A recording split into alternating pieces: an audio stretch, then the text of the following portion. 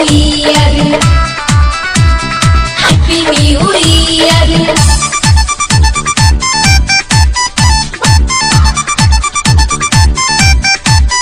नया साल में नया दोस्त बना लिया, नया साल में नया साथी बना लिया।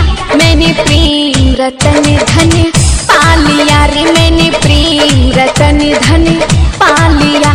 फूल खुशी का दिल में खिला लिया, फूल खुशी का दिल में खिला लिया, फूल खुशी का दिल में खिला लिया, फूल खुशी का दिल में खिला लिया।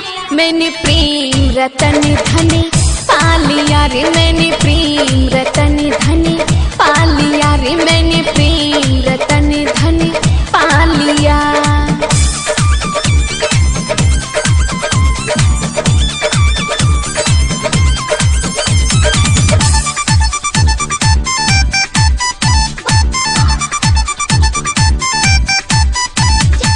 मैंने चाहा था जैसा जीवन में मुझको वैसा यार मिला,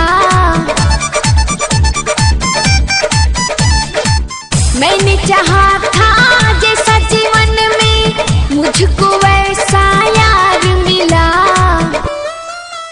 दोनों हाथों में मेहंदी रचा लिया, दोनों हाथों में मेहंदी रचा लिया।